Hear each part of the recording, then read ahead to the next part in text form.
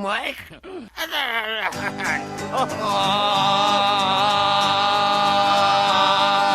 F-I-D-D-L-I-X,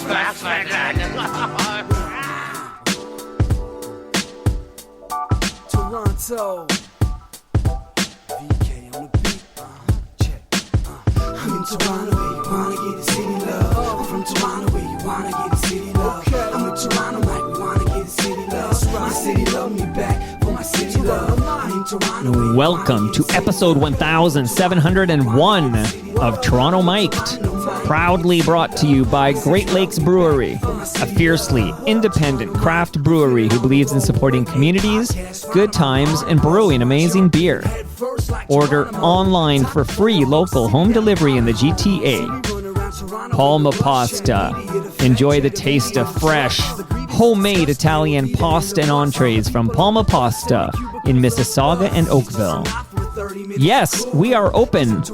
An award-winning podcast from Monaris, hosted by FOTML Grego. Toronto Maple Leafs baseball. I am yours truly is throwing out the first pitch on Sunday. So get your butt to Christie Pitts. That means you, Anne, and see if I can throw a strike there. It's a 2 p.m. start. Free to go to a game at Christie Pitts. Everybody should be there. Best baseball in the city outside the dome. RecycleMyElectronics.ca. Committing to our planet's future means properly recycling our electronics of the past.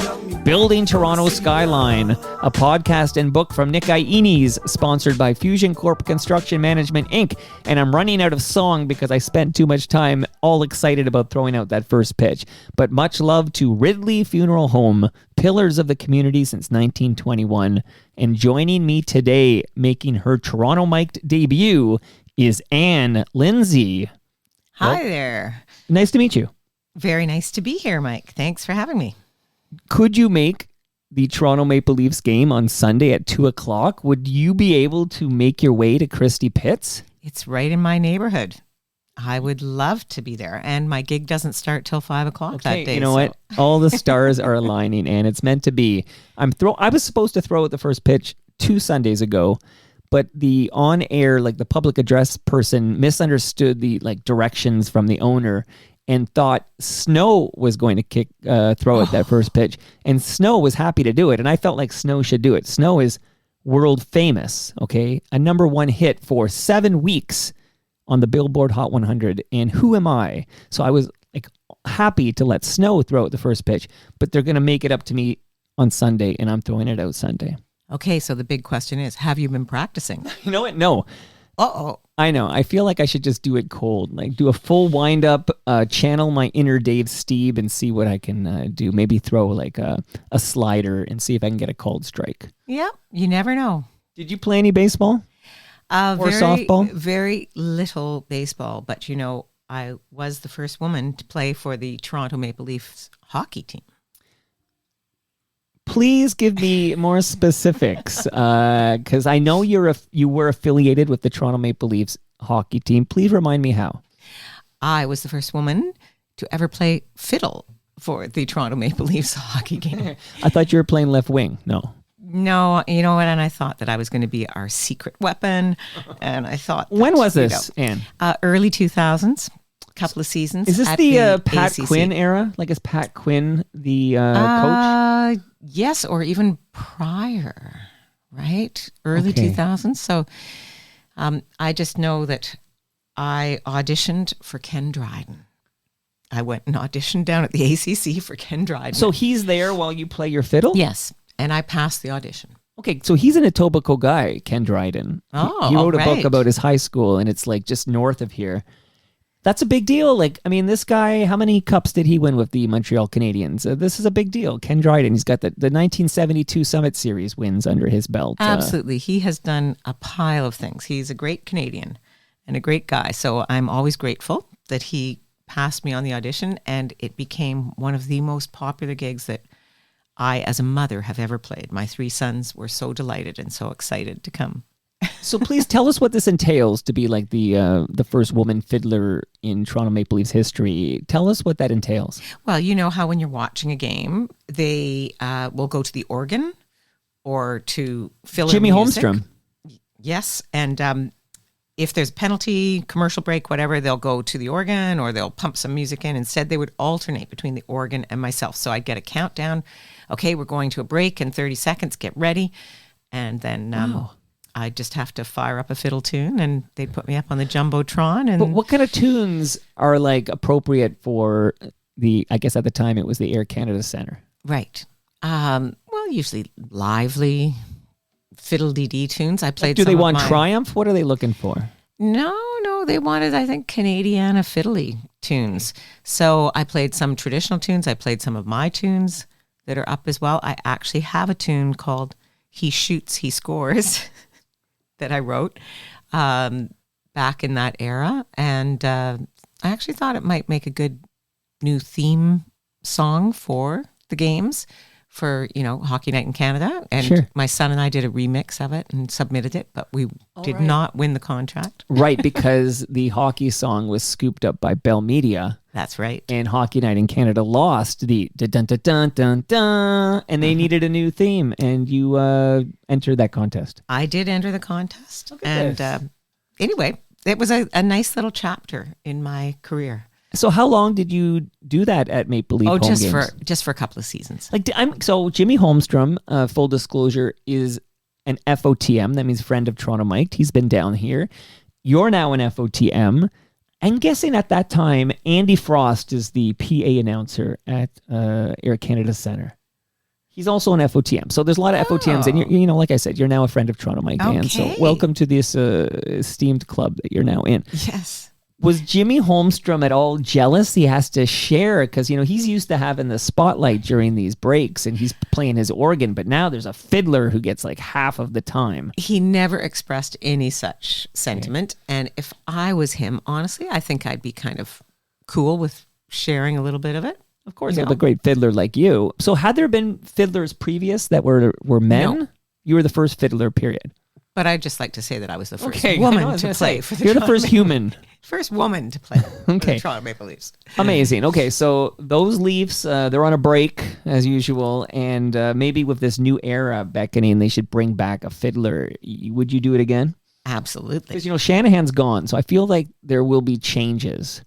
Like he kind of was the head honcho, and now that he's gone, I think Keith Pelly is like truly the head honcho. And if Keith Pelly is listening, and he should be, and he's thinking, hey, new era, we're going to get things right this time. Let's bring back the fiddler, Anne Lindsay. All right, let's do it.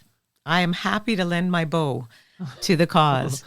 Okay, so Bo, good.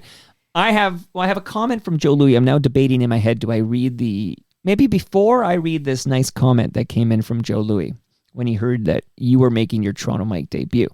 The VP dropped a line in our not-so-secret FOTM chat. I'm going to read it. He goes, someone once said, and you've probably heard this 100 times, but someone once said, if you're selling it, it's a violin. If you're buying it, it's a fiddle. Definitively and for the record, Anne Lindsay, now that you're held captive here in my basement, before I give you any gifts, any swag, what exactly is the difference between a violin and a fiddle? Oh, there are so many answers. You could say $500 an hour. You could say a tuxedo. Right. You could say one burns for longer. But really, there is no physical difference whatsoever. It's just a style of playing on the instrument. The instrument itself is the exact same. Yes. And it's how you play it that determines whether you're fiddling or a violinist. Yes, exactly. Do you have a preference? No, I absolutely do not. And I do both. I play all sorts of different styles of music. I love all different kinds of music and have always done that. Also, I would say that fiddle is an affectionate term as well. I have heard people in the symphony call their very fine old Italian instruments their fiddles, just affectionately. Well, yeah, like a term of endearment, maybe. Exactly. Okay. Yeah. Okay. So there is an instrument in the room. Mm-hmm. What if I said to you, "Hey, what is that?" What would you say? I would say this is my. I have several violins or several fiddles. This is my workhorse. And would you like to see her?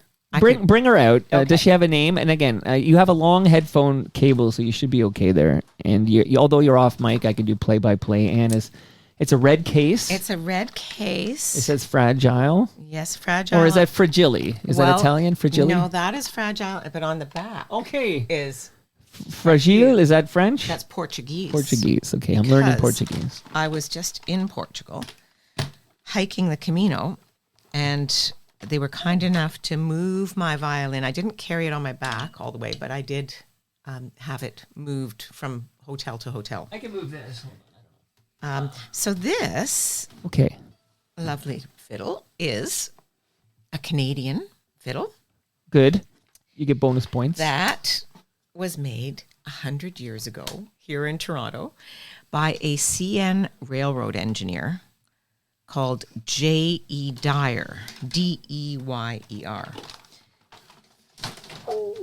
I'm glad Jeremy Hopkins is on the live stream, live.torontomike.com, because we're getting some Toronto history here. Yeah, no, I know there's not enough space. Watching the chaos. So again, I can move things, and I know it's not quite... That's okay. We're doing very well here. So not quite Massey Hall. Here she is. I've had this violin since I was 16 years old. My dad bought it for me. And I was told that I needed a better instrument than the one that I had. And so I've had it since then, and she's just a lovely... So since you were a teenager, you said? What age? Yes. Okay.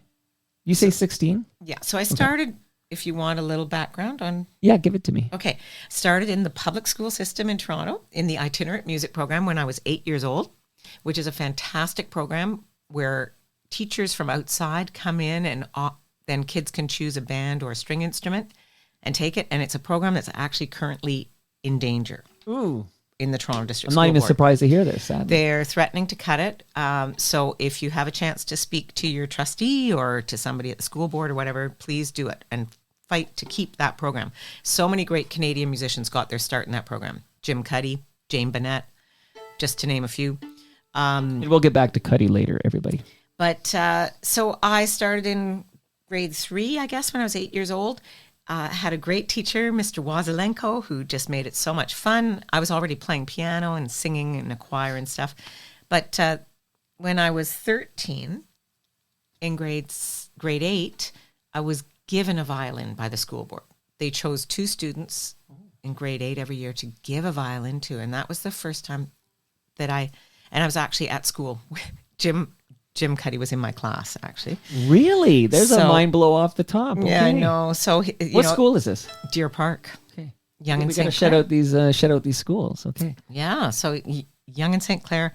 There was an assembly, and I was called up to the front, and they just handed me this violin.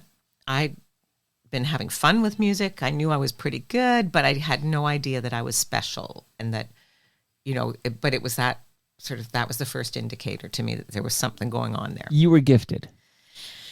I don't know about that. In the musical sense, at least. Of course, you must have been. And we know it because here you are decades later. And we're going to play some of your new music, and people will listen and say, she's gifted. Yeah. So firstly, that's amazing they gave out like violins, because now I think they want their recorders back. It's like, here's a recorder, make sure we get it back. Right, okay? Right. Well, there were only 2 that were given to grade 8 students. And so at that point, my parents decided, I guess, also that it might be good for me to have some private lessons, because clearly somebody thought I would. Wait, before you continue, I do want the full story. Absolutely. But so you knew Jim Cuddy at this time, so you're like... Or you could say Jim Cuddy knew me at that time. Yes. Good point. But at this point, you guys are just classmates. There's yet to be a kernel of evidence that Jim Cuddy has a great voice or interested in singing. Oh, well, no, we played in the orchestra together. We actually had our first gig at Massey Hall when we were 12 or 13 years old. Okay, more mind blows. Okay. I was the concert mistress of the orchestra and the first violinist, and he was originally the timpani player, but he got demoted for bad behavior, so he got stuck playing bass drum. Oh, that's funny. Yeah, not nearly as much to do on the bass drum. Okay, pick up your story now. We just want a little... Jim Cuddy, also an FOTM, by the way. Okay, great. Do you play hockey as well? I actually had to stop playing hockey because I got diagnosed with a blood clotting disorder, and my doctor told me stop playing hockey. Oh, I know, because so I'll never, I know it sounds worse than it is. I just take like a pill twice a day. I know, but I'm just saying. At the having to give up the hockey. Well, I had to give up. I think I gave up almost all contact sport. I did. I gave up all contact sports. So the only contact sport remaining is when I'm biking and my body hits the ground. That's my last contact sport. Well, that's I try to like make that happen as infrequently as possible. Yes, I think that's a good idea. In fact, driving out here, I was like, oh, this is one of my favorite bike rides coming out along the lake shore. You're on the waterfront trail. Yes, love it. Do you bike? I do, yes. I don't mountain bike, but I road bike and gravel bike. And No, I mean, who mountain bikes? Okay, so you're on the Martin Goodman Trail. You'll do a nice ride on the Martin Goodman Trail. Sure, and head out to Port Credit. Okay, maybe I'll see you on the trails. I'll be looking out for Anne Lindsay on the trails for sure. But pick up your story there. So we're walking through here. Because I'm curious, the fact that you have this interest at such a young age, is there music in the house? Is there a parent who's a musician? I'm just wondering if there's something in your bloodlines there. Not in my immediate family. I was kind of the black sheep. Everybody was either in healthcare, surgeon, nurse. Oh, wow. Researcher, veterinarian, scientists. I was the only one in the arts that went into the arts. But I think both of my grandmothers, both maternal and paternal, played piano. One of them was a school teacher, probably used music in the classroom. So I guess that could be where it came from. There wasn't a lot of music in the house other than we all had the opportunity to play instruments, and we had some amazing teachers. And it is amazing that you had this opportunity where you're gifted this violin, and then next thing you know, you're in lessons, and you're still playing it today. Like, what a gift! It really is. Wow. It's pretty cool. And what's the name of this program that's in jeopardy? Because I have to give an assignment to the listenership. But what's the name of this program? Okay, well, I call it the itinerant music program, but I'm not sure if that's what it's still called. It used to be called that, the itinerant music program, and I think that covered both the band and string programs, the ORF program, so the recorder program you were talking about. Right. There's also a ukulele program in a lot of schools. Melanie Doan was doing that for a while. That's cool. That's a big name. Melanie Doan has a fantastic ukulele school going now, outside of public schools as well as inside. I think Mary Jo Eustace is still very good friends with Melanie Doan and was telling me about this recently. Yep. So I'm going to give an assignment to J-Ho on the live stream. J-Ho, find out if that's still the name of this program, and then I'll bark my orders shortly. So J-Ho, this is an assignment. Put it in the chat. What is the name of this program that we're referencing? And it's the TDSB, is that? Yes. Okay, that the TDSB has, and I'll be checking back in the live stream. And I'm going to read you the question, since we brought up Jim Cuddy and how far back you go with Jim, which is a mind blow. I'm going to make the comment that was sent to me by Joe Louis. So, Joe Louis, when I said Anne Lindsay was dropping by, Joe Louis wrote, pretty sure that's the same fiddler who played with Cuddy at his show in Richmond Hill. Total missed opportunity to smash a fiddle at the end of her solo. Have you ever had, you love your fiddles, you would never do this, but maybe you get a cheap, I don't know what you would do in this situation because you don't want to mess a nice fiddle, but you ever had the urge to smash it after one of your kick-ass solos? No, not at that point. Have I ever had the urge to smash a fiddle? Punk style, how Nirvana would do it or Sex Pistols or something? Yeah. No, I don't think so. One thing people comment on a lot is that I go through a lot of bow hair. So when, literally I'm shredding. When I'm shredding. Oh, I've seen the video. Yeah. Yeah. So the bow hair goes, but that's not a malicious act. It's not a purposeful act. It just happens.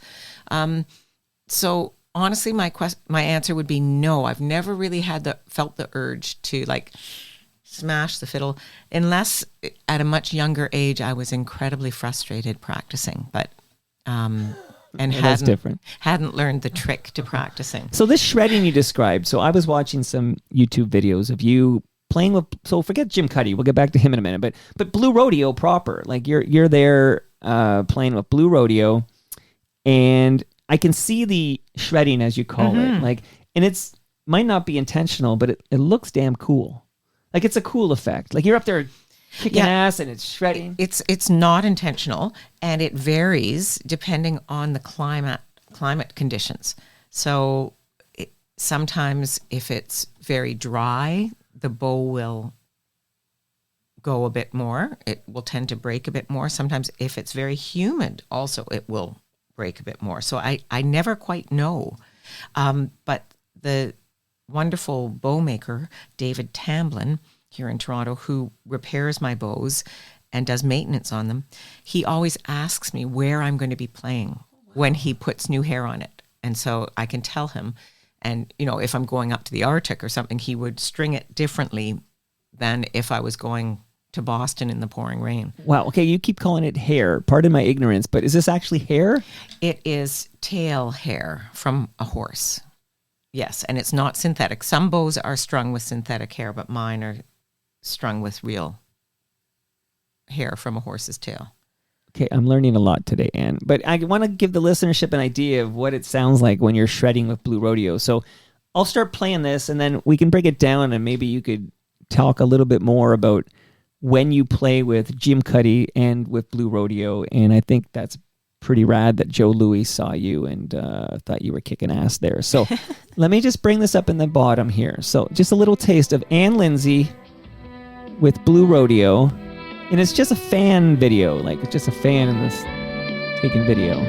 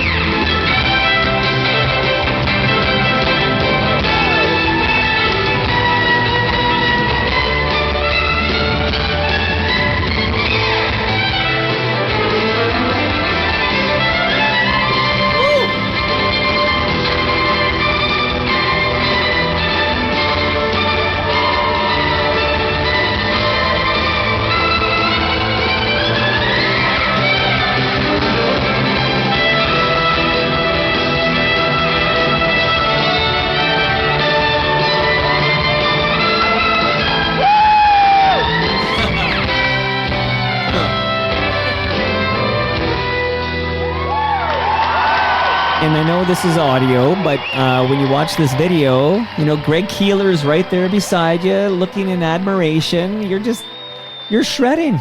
You're fiddling. You're shredding. Yes, yeah. And, both Jim and Greg are so generous because when I play with Blue Rodeo, or when I played with Blue Rodeo, because I'm not currently playing with them, I used to play with them, I was taking what used to be Greg's solo in that tune when he still played electric guitar. Right. But he was so gracious to just, let me take it over. And the same thing with Jim when I'm working with him. He opens up and makes space in all of his beautiful music for everybody in the band to have room to solo. And I just think it's such a generous gift and, so grateful for that. And are you friendly with Kendall Carson? Yes, I know Kendall. Because I've seen Kendall with the fiddle on a Blue Rodeo show as well. So let's get some specifics. So you're no longer playing with Blue Rodeo, but you're still playing with Jim. Like how long have you played with is it the Jim Cuddy Band? Yeah, the Jim Cuddy Band was formed, I think, in 97 or 98. And I came on board with Jim then. I had already been working with Blue Rodeo before that. First of all, just as a classical player, around the time of the Lost Together, the recording with Lost Together on it, they were doing some shows just with a string quartet, and so I was playing in that quartet. Then they were interested in having more string arrangements, I wrote a bunch of string arrangements and recorded them with them, and then I toured with them as well. But I think once Jim started his solo project, I played less with Blue Rodeo because I think he wanted to, and this may not be correct, but I'm guessing that he probably wanted to define his solo project as something a bit different than Blue Rodeo, and by having the fiddle in it. And also, he's like, I've known this woman my entire life. Like he's got dibs. Right? Because Anne, you're playing together, I don't know, when you're kids. Well, it's true. We had known each other for a long time. We didn't see each other for years. We went to different high schools, had different social groups, and then it wasn't until our kids were actually playing hockey together, because our kids are the same age. And I would meet him at the hockey rink sometimes on the weekends, and I'd say, I'm not just a classical violinist. I play fiddle stuff as well, and I think I'd sound really good. Sure. No, you mean that's evidence. That's audio evidence right now. How good a fiddle can sound in a Blue Rodeo jam. Absolutely. Yeah. Okay, so less Blue Rodeo for you now, because it sounds like Jim Cuddy's hogging you. He wants you all to himself, which is fine. But I'm going to actually play something in a minute, which is you and Jim, just to get a vibe of how you two sound together. And it's a nice piece I found on YouTube I want to share with everybody. Really quickly here, before I ask you about some other artists that you've played with, I'm going to make sure I've given you sufficient swag since you made the trek here today. So we already talked about Toronto Maple Leafs baseball. This book, Anne, is the history of Toronto Maple Leafs baseball. I am very excited for this book. Well, it's all yours. You got to know. You got to know the history of this team here. Well, it's pretty legendary, actually, isn't it? I just know a little bit, but just and the fact that they are right at Christie Pitts, amazing, right? Is fantastic. So, and my sons are going to love this as well. It's kind of, to me, like, I've been to a couple of games already this year, and I'll be there on Sunday. But the idea that if Mother Nature cooperates, and they didn't, Mother Nature did not cooperate last weekend, for example, and they had a flooded field and they couldn't play. But when Mother Nature cooperates, like the fact that you can waltz to this great park, in the middle of Toronto at Christie and Bloor, and you can just sit on the hill and you can drink a beer now, not worry about it. It's completely legal. You can have a beer. You can grab a dog. I could bring my Great Lakes Brewery You're beers. Good at this, Anne. Do you want to co-host the show with me? Well, I think I am right now, aren't I? All right, I'll give you the schedule after. So you are bringing home with you those cans of fresh craft beer from Great Lakes Brewery. Absolutely. Well, I might just bring one to the game. Then you know what? Bring the Sunnyside Session IPA. It's like the perfect summertime outside beer. You drink that. You watch the baseball game. Watch me throw out my first pitch. So, but in addition, I'm not even done, Anne. In addition to the beer from Great Lakes, we love you, Great Lakes.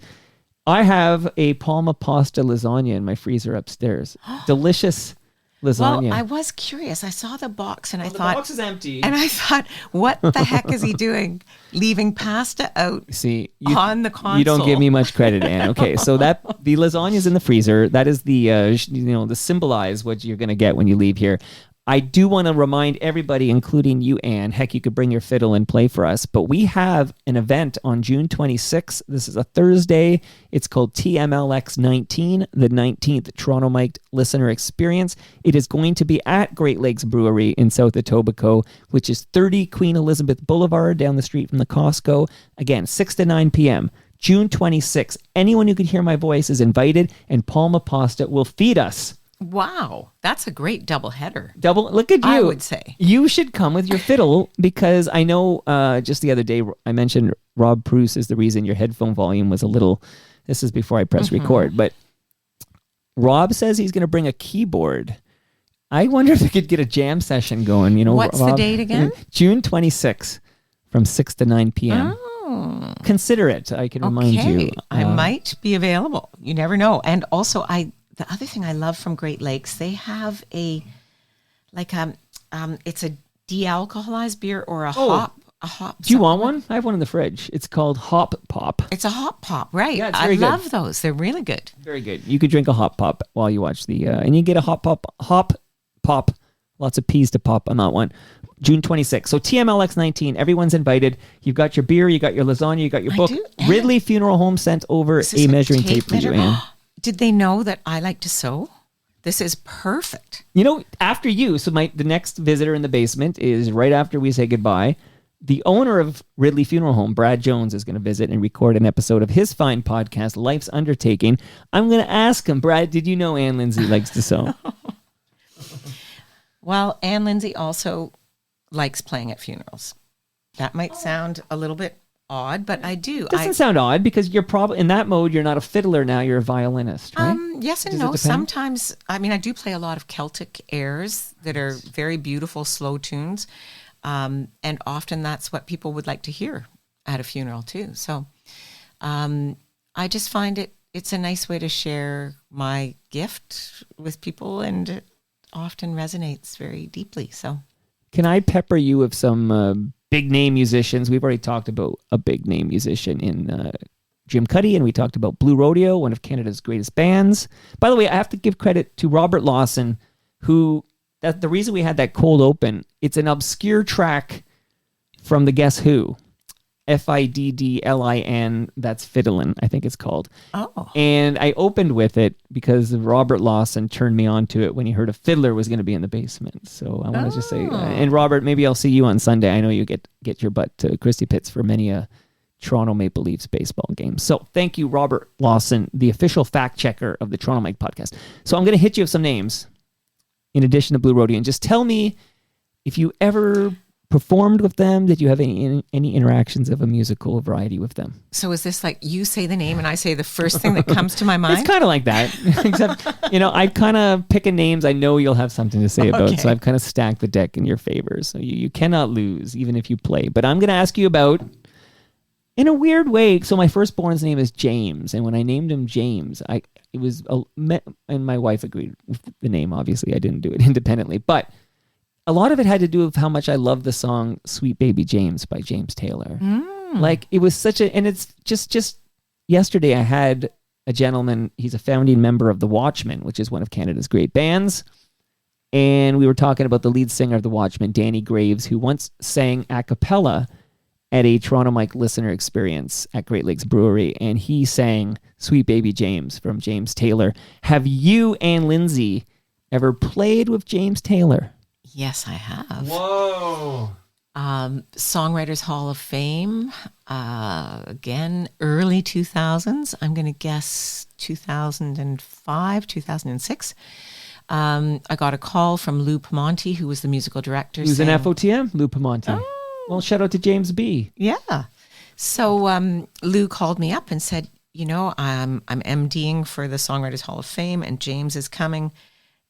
Joni Mitchell was being inaugurated, and he was asked to sing a song of hers, and he was going to do Woodstock, and he wanted to try it with fiddle. Wanted to try it. So would I like to come and rehearse? Yeah. No guarantee that I'd actually get to perform. Well, I mean, what do you think I would say?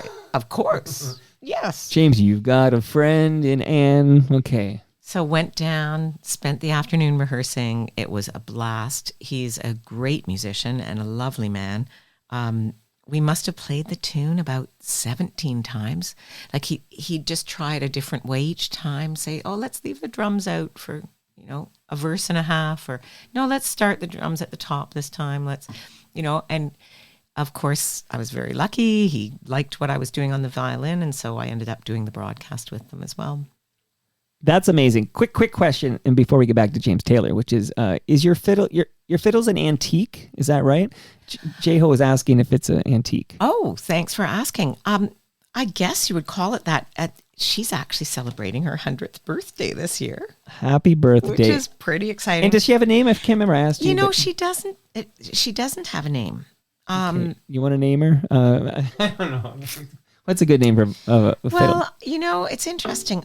Fiona? I have only named one of my violins, and it's not one that I play a lot. So, I mean, this one is definitely my best friend. Like, I mean, we've gone everywhere together. We've done everything. What would you do if I smashed it right now? Would you beat me up? I would ask you, why are you doing that? I would never do that. Please stop. I wish no harm on your beautiful violin. But I do have an answer to that question I assigned Jay-Ho with, which is, what is the name of it? And he says it's still called the TDSB itinerant. How do I say that word? Itinerant. Okay, you know what? I don't know if I know that word. Itinerant. Okay, Okay, it's called the TDSB Itinerant Music Program. It's for grades 1 to 8. So it is in existence, but it is absolutely, as you told us, it is being threatened with funding cuts, and everybody listening should make some noise with their local school trustee and keep this going. Yeah, the Toronto Musicians Association was circulating a petition. I should call them and see if I can get a link to that petition, and then I'll send it to you, and maybe you can put it up on your website. Because we're going to be deprived of a future Anne Lindsay. Well, that's true. Think of all the kids that would never get the opportunity to learn an instrument otherwise. So, I mean, it's just fantastic to keep that program going. And it's fantastic that you got to play with James Taylor. It was wonderful. And I got to meet Joni Mitchell. Yeah, I had a lovely amazing conversation with her. Yeah. Okay, that's amazing. I'm going to play... I promised myself I'd play it because I want the listenership to hear before we get to your new stuff. I'm going to play a song written by Joni Mitchell in like a moment. You could probably guess what I'm going to play. But we will hear a Joni Mitchell song, but it won't be performed by Joni. It'll be Jim Cuddy and Anne Lindsay, and it's coming very, very soon. Ready for another big name? Sure. Led Zeppelin. Woohoo! Okay, so actually a slight correction. It was Page and Plant who I played with. Do you know this is in your official bio?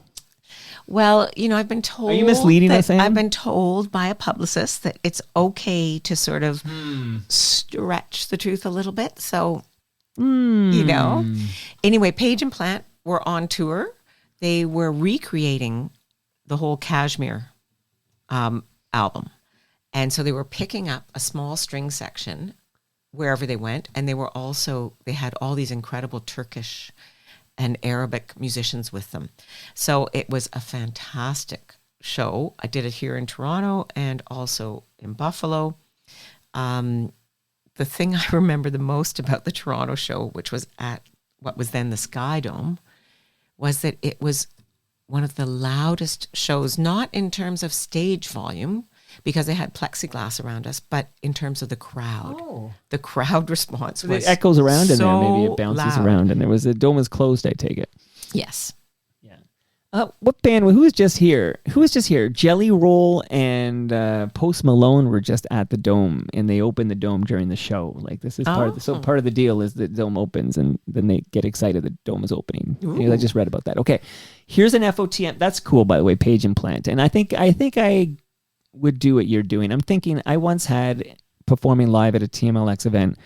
It was Ron Hawkins and Lawrence Nichols, and I think for a long time I was promoting it as Lowest of the Low because it's the main singer-songwriter from Lowest of the Low plus another member. But I think at some point they asked me if maybe I should not promote it as Lowest of the Low because it's not technically Lowest of the Low. It's two members of Lowest of the Low. But I think in my bio I would say Lowest of the Low play TMLX. So I get a pass? Yeah, I think I would do that too. So you're off the hook on that one. Okay, thanks. So, but here's an FOTM band because Andy Mays has been in the basement. But have you ever performed with the Sky Diggers? Oh, yeah. Love those guys. So I've recorded with them as well. Cannot remember the name of the album that I'm on, but I've done a couple of things with them, recorded, and then a bunch of live shows too. Okay, they're great live. And here's a little bit of trivia. Mm-hmm. Andy's partner in life, non-musical partner, is Andrea Nunn. And Andrea Nunn has a dance company. She's a wonderful dancer. It's called Dreamwalker Dance Company. They have a production opening in Toronto next week called Firehorse and Shadow, I believe. And she came to my recent CD release in March, and she danced to one of my solo violin pieces with me. See, everything's connected. And it was a fantastic experience. We've wanted to collaborate for years, and we finally got the opportunity to. So there's a little sidebar to Sky Diggers. Okay, and you teased your new album, which we're going to talk about in a moment. It's called Solo Works 2. Mm-hmm. Because Solo Works was so good, it needed a sequel. Well, that's very nice. Thank you for suggesting that as the explanation. It was slightly more practical in that I thought that I had finished writing solo pieces for violin, more or less. And then COVID hit. And I was at home alone, just with my best friend here. Who's unnamed for some reason? Fiona? Anonymous best friend. And so we started writing pieces for solo violin. And I realized, okay, this looks like a project. And the Ontario Arts Council thought so too, and provided some funding for composition and for recording. So sweet. Okay, so we will dive deep into solo works too, and no fiddle jams on this thing. This is purely violin stuff. Oh, I wouldn't say so. Well, that's why you're here, because you can set me straight. You're like the official fact checker of the violin fiddle. Okay, so we will get back to solo works too. I'm just going to drop a couple more names on you because I'm having a good time. Here's a big name I'm going to drop on you. Roger Daltrey. Right. Okay. That was a show up at Canada's Wonderland, where I was part of a small string section that was accompanying him. He was doing a solo show with his band, and he'd gone out and broken out from the Who at that point. Again, a very loud show. I don't know how much you know, but Roger's got some hearing loss. I know they're wrapping it up. Like the Who is wrapping it up. Yeah. But they also wrapped it up in 83, I think it was. So. Yeah. So that's probably a good idea. Yeah, you need to hear to perform, right? Absolutely. Yeah. All right. And we know your hearing's good because the previous guest had the headphone volume much louder than you needed it. And I feel like this was a very good sign.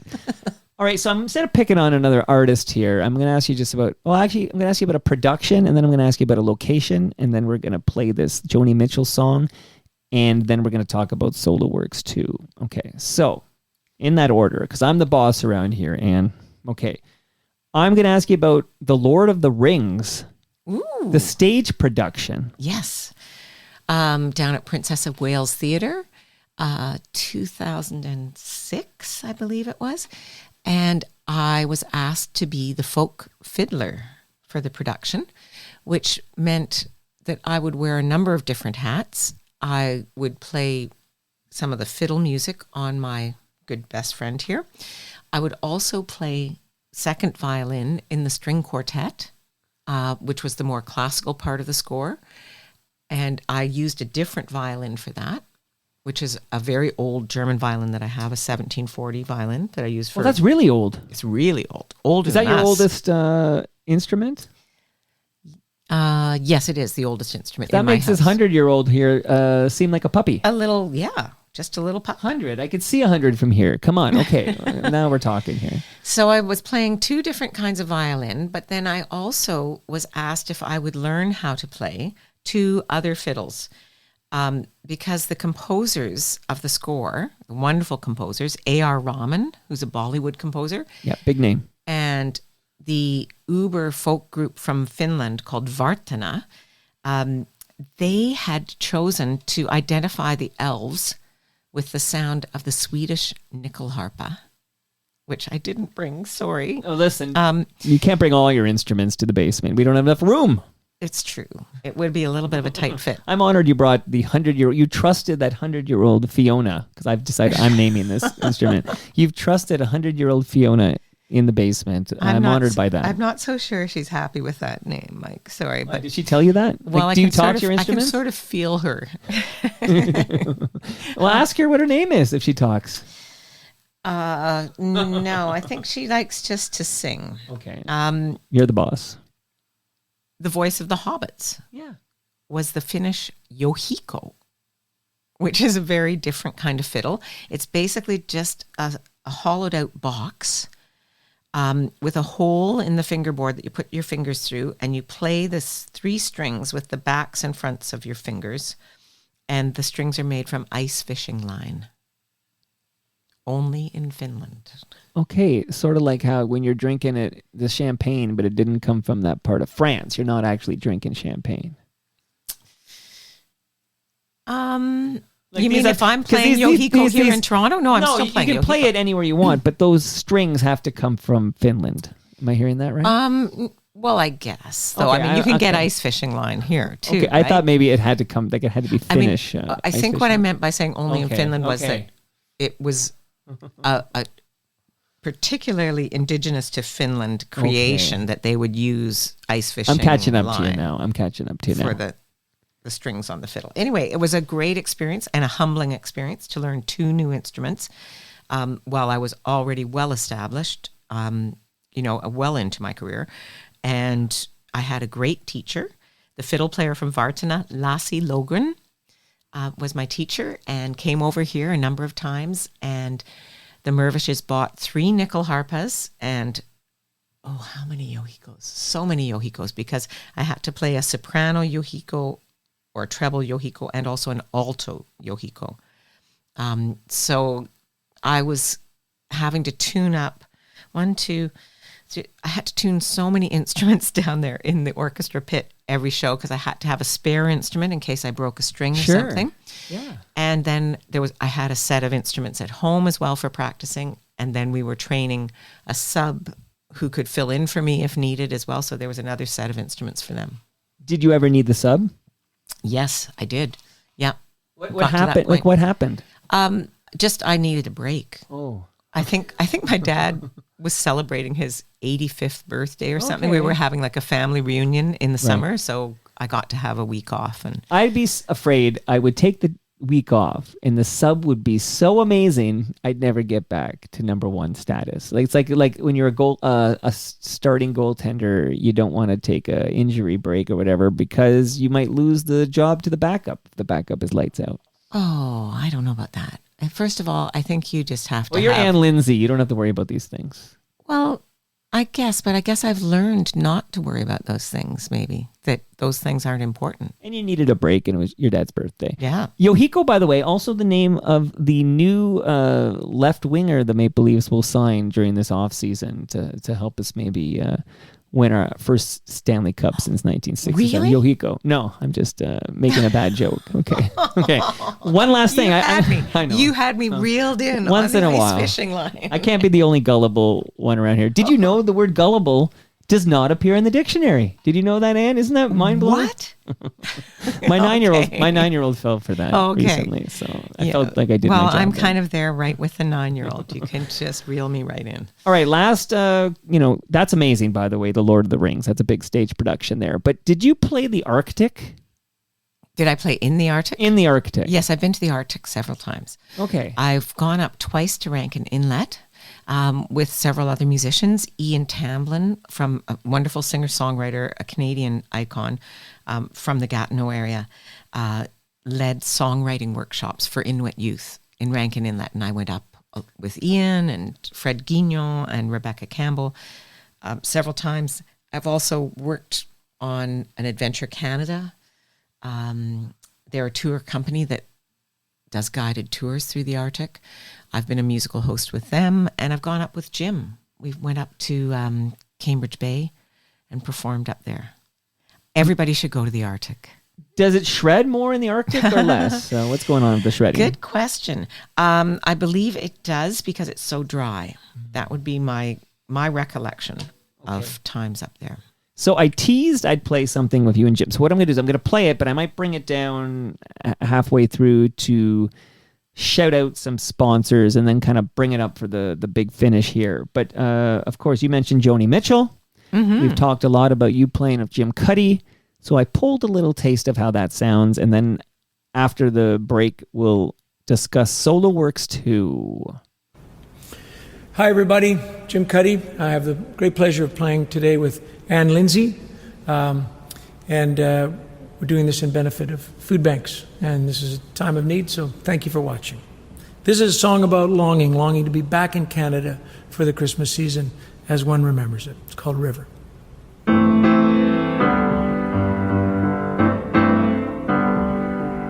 It's coming on Christmas. They're cutting down trees. They're putting up reindeers, singing songs of joy and peace. I wish I had a river I could skate away on. Well, it don't snow here, it stays pretty green. Gonna make a lot of money, quit this crazy scene. I wish I had a river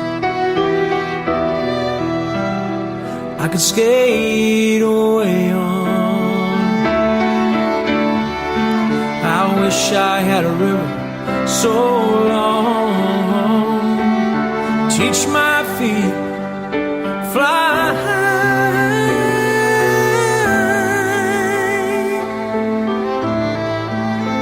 Oh, I wish I had a river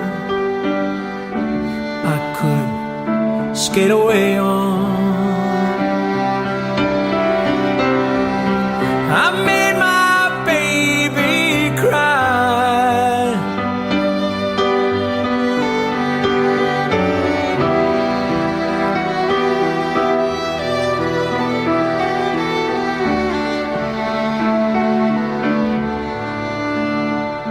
She tried hard to hold me. She put me at ease. She loved me so naughty. This is beautiful, Anne. Like, I don't even want to fade. I had a plan, and then I abandoned my plan because I'm like, the way that, well, Jim has such a wonderful voice. And his voice with your violin here on this song feels like it's December. I'm feeling great right here. Amazing. Yeah, it was a very sweet performance. It's always a treat and an honor to play with Jim. We did this at Yorkminster Park Baptist Church in the middle of the pandemic. So it was being webcast out in support of food banks, as a fundraiser for food banks. And I have an affiliation with Yorkminster Park because I do a service there once a month and play Celtic music, along with Charlene Wallace on Celtic harp and Eric Robertson on piano. And it's called Iona, after the island in Scotland. Iona, that's okay. That's what Iona is, because I know on June 8th, which is not long from now, it's a Sunday, I know at 6:45 p.m., you're at Yorkminster Park Baptist Church, right? You know what? I think that is actually a typo on my website. Because it is on your website. This Sunday. Okay, that is a typo. Anne, come on. What's going on over here? Okay, so it's the... I just play the violin. So you just play the violin. So it's after the Toronto Maple Leafs baseball game, like you said earlier. That's the event that's at Yorkminster. That's the Iona-inspired liturgy, music and meditations. Mm-hmm. It's a beautiful service, and we play Celtic music for about 15 minutes before the service and then during the service. And should we let you wrap up here first?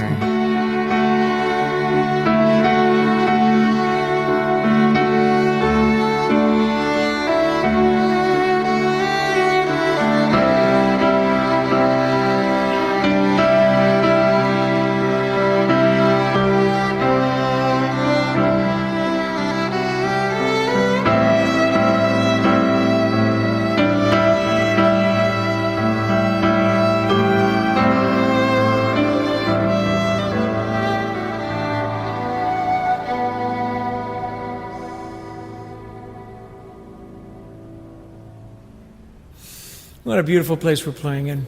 Ladies and gentlemen, Anne Lindsay and Jim Cuddy.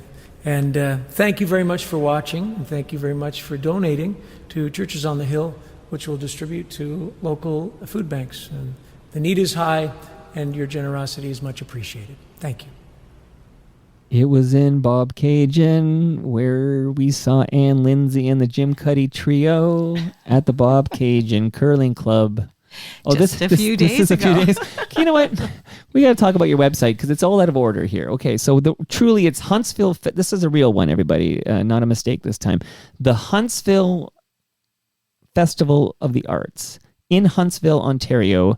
You will be there July 23rd and 24th, 2025 with the Jim Cuddy Band. Please tell me that's not a typo.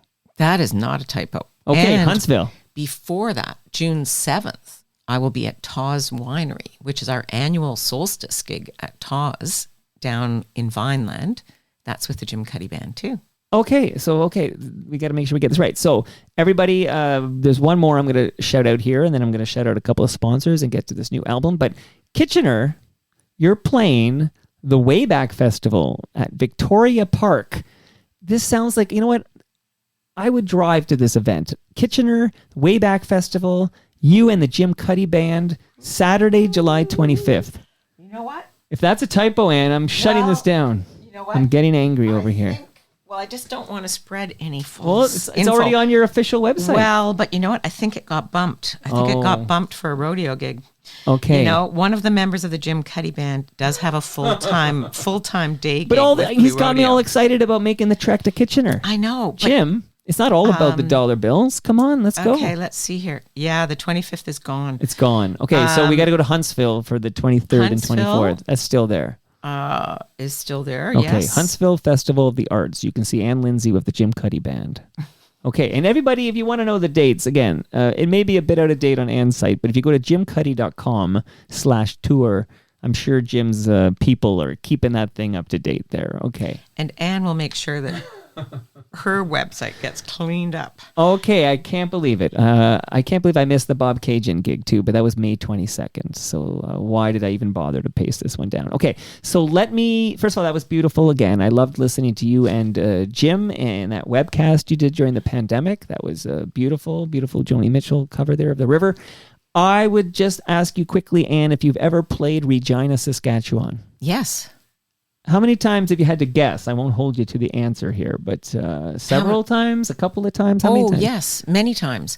I've played there, in the concert hall. I've played there in the arena. Where is it there? Is it there in Saskatoon? There's one place where we play out in this sort of park, industrial park thing. But also the Regina Folk Festival was one of my favorite folk festivals to play. And sadly, it's no more. Oh, what happened to it? Well, like a number of folk festivals post-COVID, they just don't have the funding or the volunteer base to make a go of it anymore. But Regina, it was such a great folk festival. It was in the park in the center of town, and during the day it was free. Families would come, and then there were ticketed concerts at night. Oh, it sounds amazing. I'm sorry that hopefully somebody gets their sense about them and finds some funding to bring that back. Yeah. I will shout out the wonderful podcast, Yes, We Are Open, from Monaris that Al Grego hosts. Al visited Regina and he talked to Jim Bayton, the founder and owner of Tumbler's Pizza. Jim shared his journey from making pizza boxes at 14 to building a pizza empire that sells Regina-style pizza. And then this is, again, much like I copied and pasted your upcoming tour from your site, and we found out some of it was either a typo or it was canceled, and that's fine. That happens. But I copied this from Spotify to describe this recent episode of Yes, We Are Open, which I urge everybody to listen to hear from Jim and learn about Tumbler's Pizza in Regina. But when I copied this, it said that this Regina-style pizza was now in over 140 locations across Saskatchewan. And it turns out my guest yesterday, when I read that, my guest, he grew up in Winnipeg. That's where all the Watchmen guys are from, Winnipeg. And he called BS on that. He says Saskatchewan's not big enough for 140 locations. Now, we're not calling anyone a liar here. I think maybe it must be true. It must be true that there's 140 locations of Tumbler's Pizza in Regina. Do you think that's possible?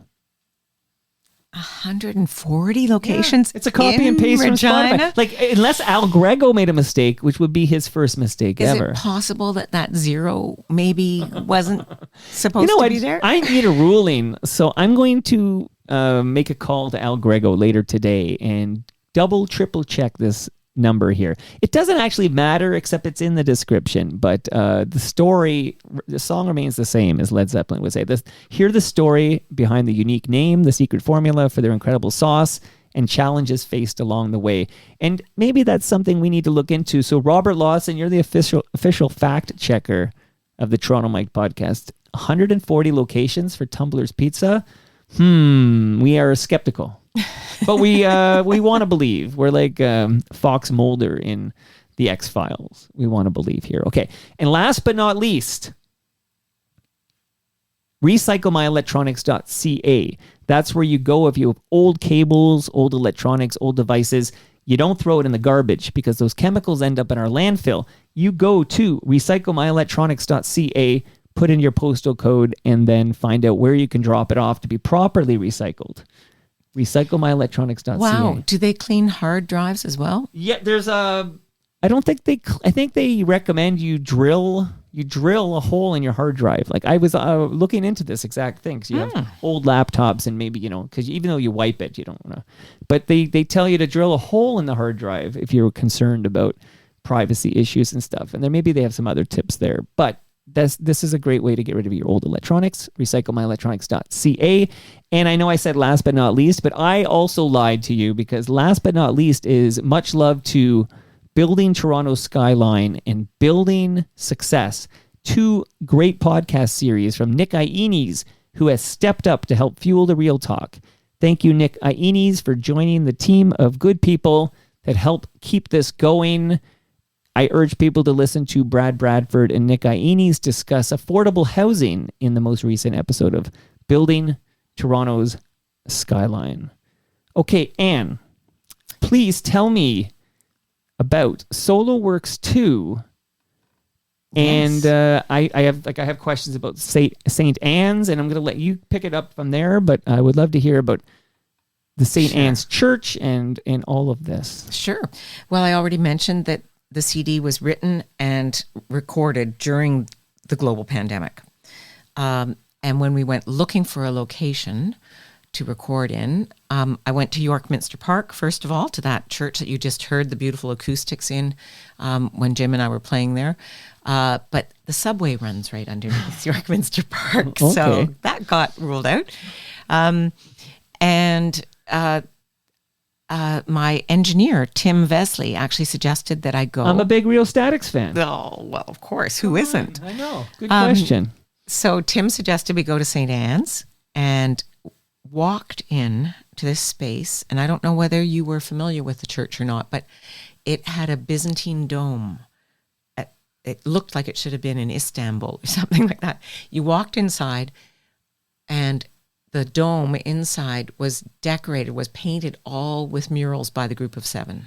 Well, that explains why you needed a rheostatics guy to be the the engineer on this, because they're all about the Group of Seven over there. But I do know one fun fact I did learn is that this church was built in 1907, so it's also over 100 years old. Yes, built in 1907 with a minister at that time who was a bit of a rebel and very connected to the whole artistic and philosophical movement that was happening in Toronto at that time. So you had the Group of Seven guys that were just starting out. They were actually just finishing school. You had Francis Loring, Florence Weil, both sculptors who happened to be friends of my parents. So when I was a little girl growing up, they would come over for Christmas dinner and stuff and sit around. Mind blow. Drinking scotch and smoking cigars. And I was like, what the heck? From a very sheltered, Sure. sort of lower Forest Hill upbringing. And beautiful, beautiful interior. But the thing that struck me the most was as soon as I walked into the space and I whistled, the incredible reverb in the room. And it just was such an amazing acoustic space. So it was a no-brainer that we would record there. And this is, sorry, you recorded during the pandemic? Yes. Okay. Recorded Okay. during the pandemic. And then, as it did for many musicians, once we were free to start performing again, we got very busy. And Jim also had a CD that he wanted to release. So we toured his whole CD for a year and a bit. And then it was time for me to release my CD. But in the meantime, tragically, a year ago, last June 2024, St. Anne's Anglican Church burned to the ground. It's terrible. Horrible. June 9th, 2024. Yeah, we're coming up to the anniversary. So I had to rule that out as a possible CD release space or album release space. But I went to talk to them there anyway because I wanted to do it as a fundraiser for them as well. And I walked into the parish hall. And the parish hall is very bare bones, completely contrasting to the church. It's like a high school gymnasium from 1965 or something. But again, I pulled out my violin and played, and the acoustics were actually quite lovely. There was a stage that I could stand on, and there was a bit of a a concave ceiling over the stage that we projected an image of the church in the interior. Here's the CD, by the way. And inside it, there's a picture of the ceiling of the church, and we projected that onto the ceiling above the stage that I was going to do the album release on. So we did the release there. It was a great success. Lots of people came out. But it is both sad that that space is no longer with us, but I also feel very fortunate that we have this acoustic memory of St. Anne's Anglican. And I don't know for sure, but I think that this may be the only solo instrument recording. A lot of choirs recorded in that church. It's another mind blow, but you know what this does, Anne? It also makes you the primary suspect. Because now that's I need to know a new angle. who benefits the most from the tragic fire destroying the historic church, St. Anne's. You do, because nobody else has taken that angle. You have in all the publicity I've done. That's how my brain works. Okay, it's a very clever angle. Not the case, but I need to. I'll need an alibi, but we'll talk about that later. Okay, so where were you on June 9th, 2024? I was in Toronto. That's not a very good alibi. And I woke up and heard the story and thought about getting on my bike and riding down there, and I just couldn't do it. I just didn't want to do it. Yeah. No, that's terrible. But beautiful music, again, as a memento, if you will. I don't know. I don't even know. So this is the on-air production chat we're going to have, which is, are you going to play something? Well, it's up to you. I don't want to put pressure on you. I think it would be nice if you could play something that was recorded at St. Anne's. Well, I'm going to play something for sure. Okay, so some of these names are not my native tongue, and some say what is your native tongue, Mike? Who knows? Votamane is what I have here. Votamane. Okay, see, that's Latin. Votamane. And Credo. Credo, and of course I have the Airport Jam, YY. XYZ. It's YYZ. This is a cover of a Rush song, YYZ. I don't want to tease Rush, Mike, and James, but XYZ.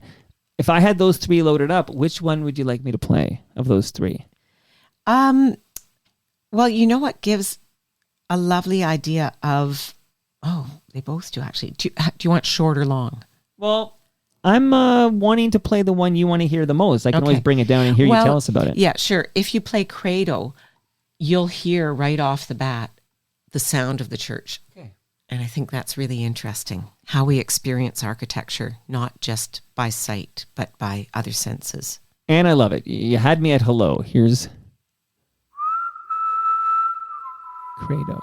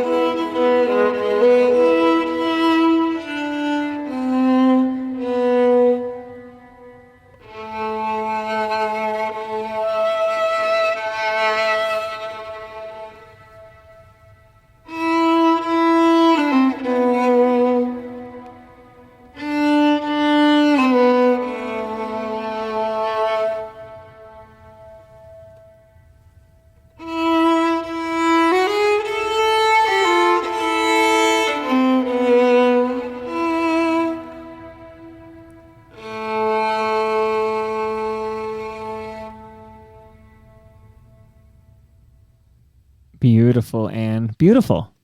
Thank you. It's about time we got some culture in this podcast. It can't be all Sloan and Lowest of the Low and the Watchmen. That was beautiful. That was recorded at Toronto St. Anne's Anglican Church. No, Anne was not responsible for it burning down, but hopefully we can get things repaired. And Tim Vesley, so he's the one capturing this Yes. beautiful audio. Yeah. I've worked with Tim a bunch. He actually was the engineer for my third CD as well. I've got 5 CDs out now of my music.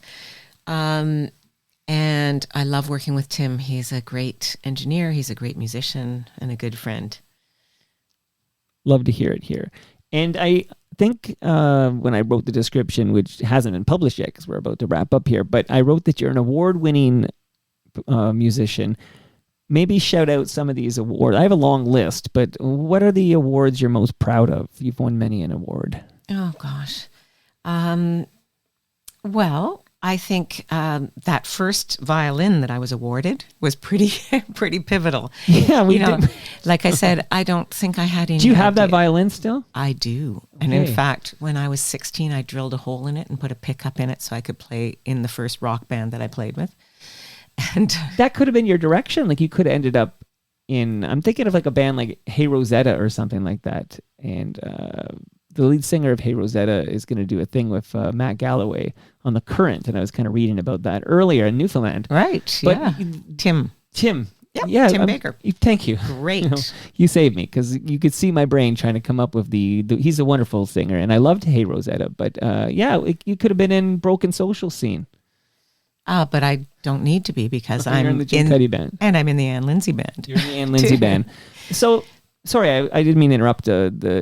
Which award? So other awards.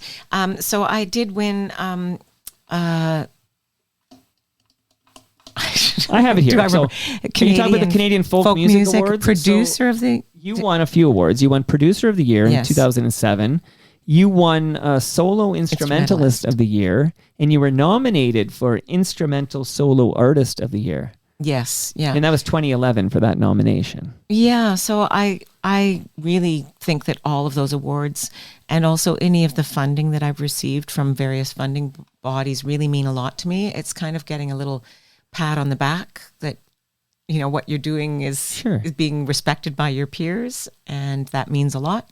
Hey, lest we forget, you won Violinist of the Year at the National Jazz Awards. Right. That was a big deal. It was a big deal. These are all big deals. And how was this on your list of accomplishments and your scholarships and your awards that you are now an FOTM, you have made your Toronto Mike debut? How did this go for you? I loved coming in today to talk to you about all this. No regrets? A shout out to Tom Cochran, no regrets?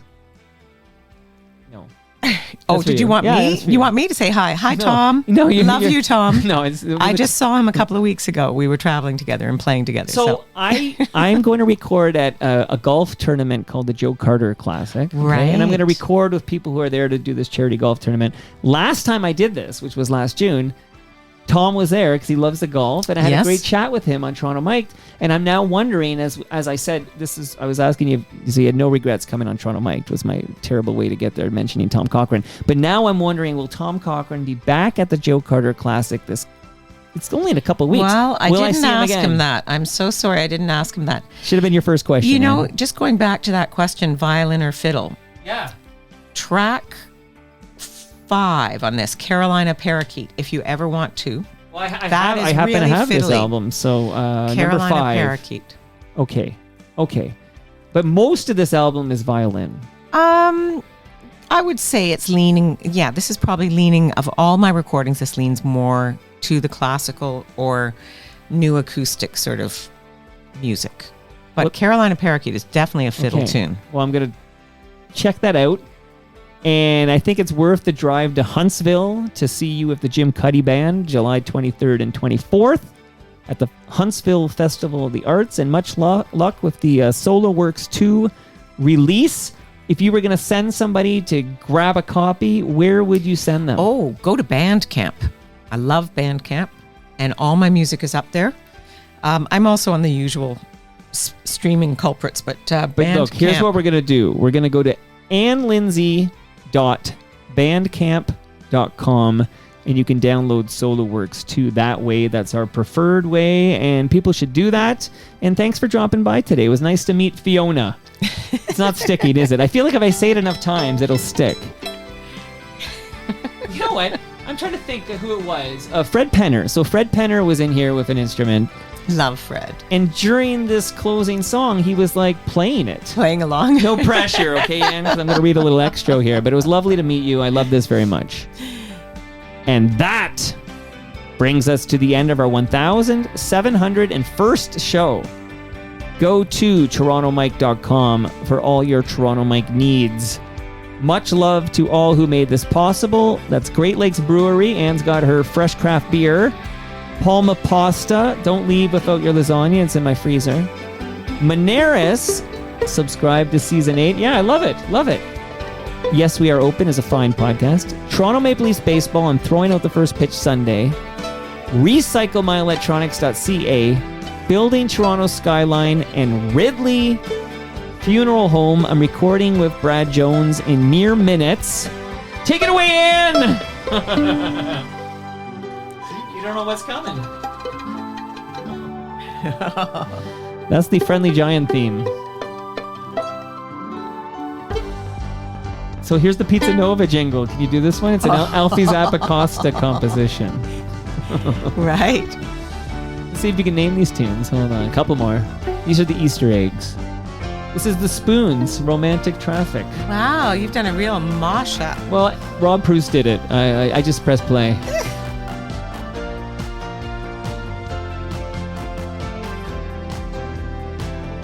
Okay, this is Shadowy Men on a Shadowy Planet, having an average weekend from the Kids in the Hall.